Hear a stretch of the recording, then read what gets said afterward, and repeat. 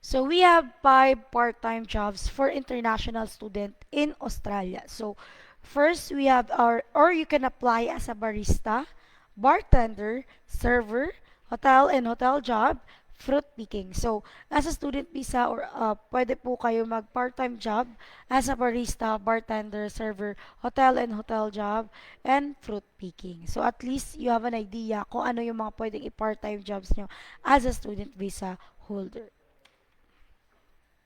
So last year, nagbigay po ng benefits ang ating Australian government na unlimited work rights. So, nag-end na po siya noong June 30, 2023. So, we hope so this year, 2024, magbaba po ulit ang Australian government ng benefits ng unlimited work rights for student visa holder.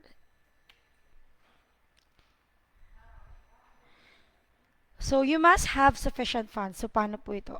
Kailangan lang po natin patunayan ang ating sarili sa whole total period of stay natin sa Australia, like more than 1 year, 2 years. Kailangan na po natin patunayan na kaya po natin sustentuhan ng ating sarili. Living expenses po natin sa Australia. So, dito, kailangan lang natin ilagay sa ating immigration account.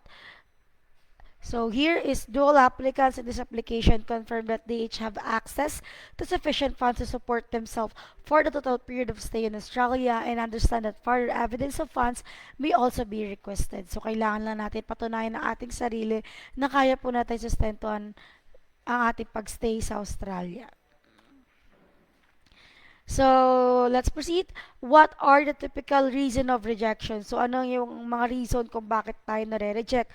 Auto-denial is number one, health. Yung health po natin, yung pinaka nagiging sagabal or nare-reject po tayo once may mga nararamdaman po tayong malubhang sakit.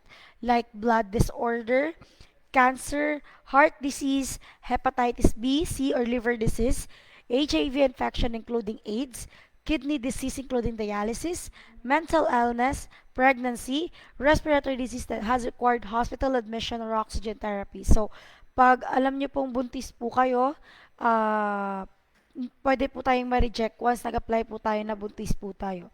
Then, pag may mga ganong karamdaman na po kayo na kailangan ng treatment sa hospital, ah, parang ito po yung mga reason kung bakit ino-auto denial po ng immigration ang inyong account or ang inyong application as a student visa holder. So at least you are aware or you have an idea kung ano yung mga typical na reason kung bakit tayo nare-reject. So number one is help po natin. So let's proceed for actual courses. So if early childhood education and care courses and community service courses ka, yung mga related na courses po nila is nasa screen. Andun din po yung enrollment, tuition, and material fees nila, each courses. So, for Certificate 3, for Diploma of Early Childhood, Package Early Childhood, Certificate 4 in Mental Health, Diploma of Community Services, Package Health and Community Course. So, ayan po ang kanilang enrollment, tuition, and material fees. For management courses, they have Diploma of Leadership and Management, Advanced Diploma of Leadership and Management, Graduate Diploma of Management, IT or Information Technology courses. They have Diploma of Information Technology, Advanced Diploma of IT. Automotive courses, they have Certificate 3, Certificate 4, and Diploma of Automotive Technology. So, ayan po ang kanilang onshore, offshore na enrollment, tuition, and material fees. For trade courses, engineering course, and hospitality courses, nandyan din po yung enrollment, tuition, and material fees, each courses.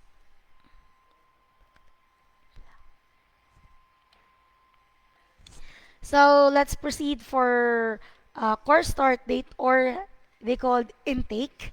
For this year, we have 3 upcoming intakes, April, July, and October. Yung pinakamaraming benefits as of now and open pa yung mga benefits na yon is for April intake. Pero hindi ko po masusure or magagaranti hanggang July po or hanggang October. As of now, 99.9% sure po tayo is for April intake. No show money, no IELTS, yung benefits na binibigay po ng Australian government na affiliated school po namin. So, habol po tayo for April intake. If gusto nyo po ng April intake, kailangan nyo na po mag-start ng inyong application process this month of March. For summary of fees, kasama na po, ang mami-mention ko po is include na po dito, yung tuition fee, enrollment fee, material fee, visa application fee, medical fee, OSHC or one-year single applicant, biometrics, yung total po na magagastos natin sa ating processing is 7,245 Australian dollar. So sa peso po, it's 253,550 pesos. So, estimated lang po ito. So, just add 10% buffer each fees. So, ulitin ko po yung summary of fees ng total na mga na-mention ko po na mababayarin is 253,550 pesos. Estimated lang po ito. Again, add 10% buffer each fees. So, how to earn 1 million pesos in just 5 months. So, paano po tayo makaka-earn ng 1 million pesos in just 5 months as single applicant student visa holder? So, if you work 40 hours a week at $35 an hour, you will be paid $1,400 per week. So, sa first month po, ayan po yung may income po natin. Second month, third month, fourth month, 5 months. So, in just 5 months, you earn $28,000. So, in peso po, it's 1 million. So, biruin nyo, as a single applicant, student ka na, nag-aaral ka na, at the same time, nagtatrabaho ka, you earn almost not almost, but 1 million pesos sa 5 months na yun. But, if couple ka pupunta, kasama mo boyfriend mo, live-in partner mo, fiancé mo, husband mo, spouse mo, dodoble po ang inyong income each. So, if a couple work 40 hours a week at $35 an hour, they will be paid $1,400 per week. So, each po, together, they make $2,800 per week. So, ayan po yung magiging income ninyong dalawa as a couple na magtatrabaho. At the same time, yung student visa holder is kailangan po mag-aral. So, the first month, second month, third month, fourth month, and the fifth month.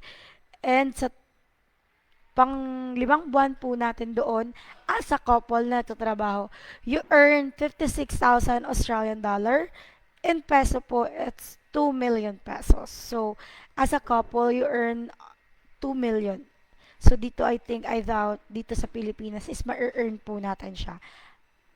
Pag hindi po tayo negosyante. Or, siguro sa negosyante, ma-earn po natin. Lalong-lalo na if may mga business, company. But, as a regular employee, na at the same time, student ka po, siguro hindi pa po natin siya talaga totally earn as a couple. But in Australia, it's possible. As a couple, you earn 2 million in just 5 months.